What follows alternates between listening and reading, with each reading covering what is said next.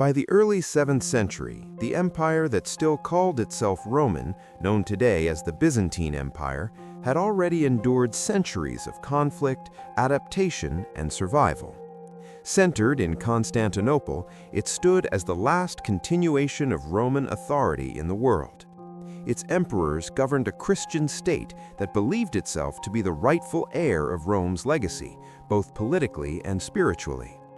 But beneath that image of continuity, the empire was strained. Long wars with Persia had drained its strength, internal religious divisions had weakened unity, and vast territories required constant defense. It was into this fragile environment that a new force began to rise, one that Rome did not fully understand at first, but would soon come to fear.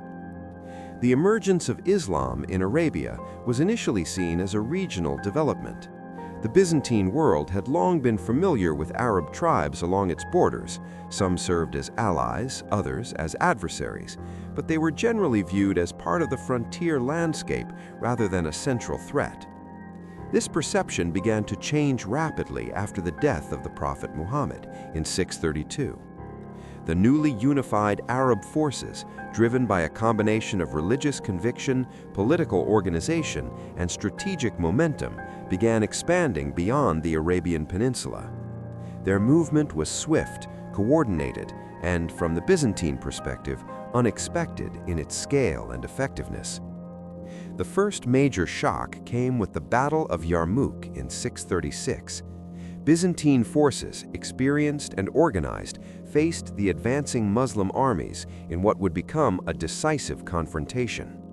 For Rome, this was not just another border skirmish, it was a test of its ability to maintain control over its eastern provinces.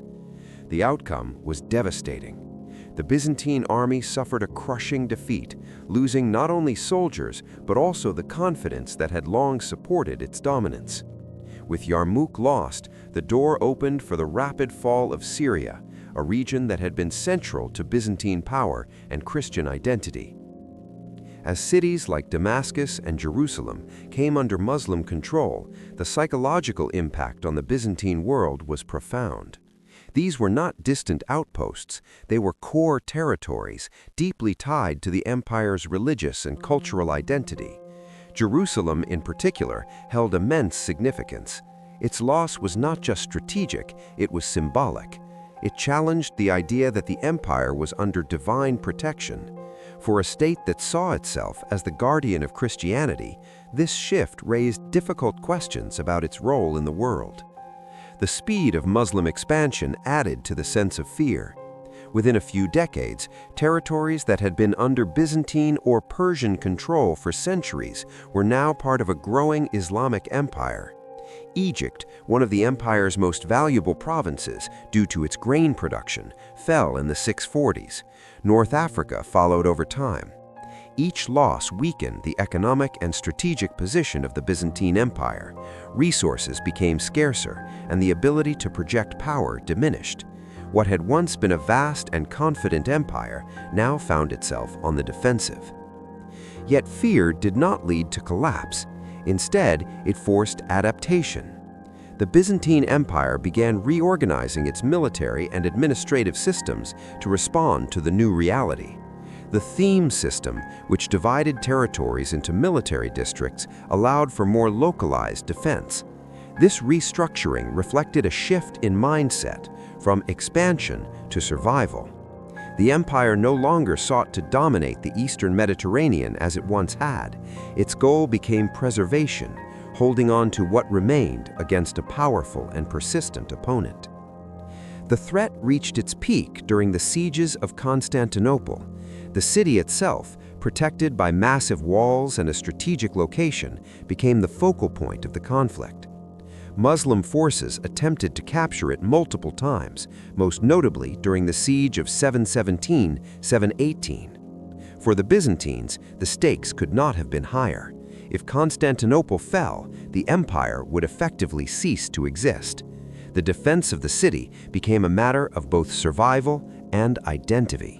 One of the key factors in the city's defense was the use of Greek fire, a powerful incendiary weapon that could burn even on water.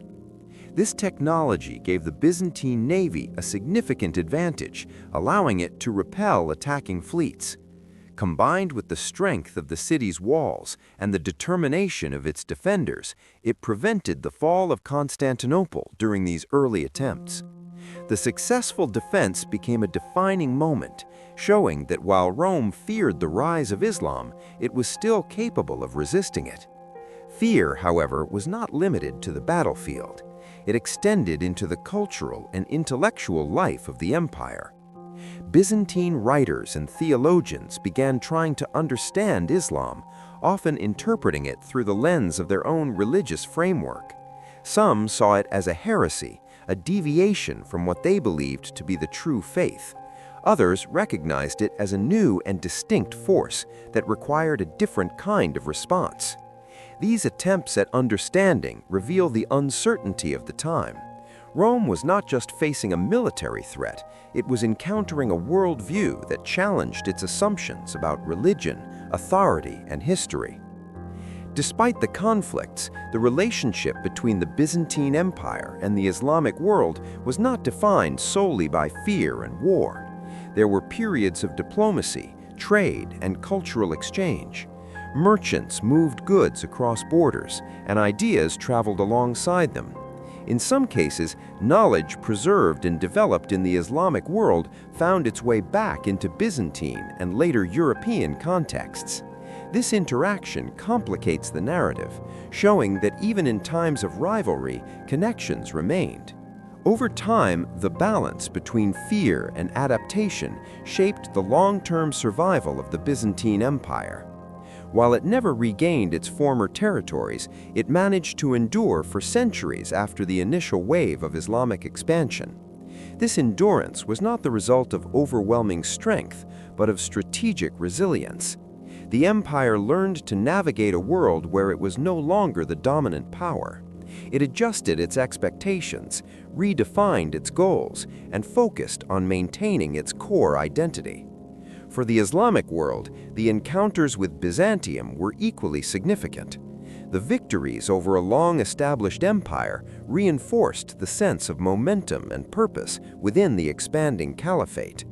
At the same time, the resistance of Constantinople demonstrated that the Byzantine Empire remained a formidable opponent. This ongoing interaction between the two powers shaped the political and cultural landscape of the region for centuries. The phrase, "when Rome feared Islam," captures a specific moment in history, but it also reflects a broader reality. It represents the point at which an established power recognized the emergence of a new force capable of challenging it on multiple levels. Fear in this context was not simply panic, it was an awareness of change, a recognition that the world was shifting in ways that could not be easily controlled or reversed. Looking back, this period can be seen as a turning point. It marked the transition from a world dominated by the legacy of Rome to one where multiple centers of power existed. The Byzantine Empire remained an important force, but it was no longer alone.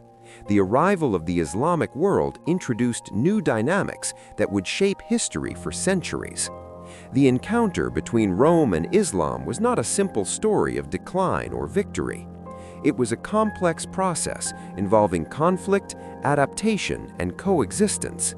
It shows how civilizations respond when faced with unexpected challenges, how they adjust to new realities, and how fear can become a catalyst for transformation. In the end, the story is not just about what Rome lost or what Islam gained. It is about how both were changed by the moment they came face to face.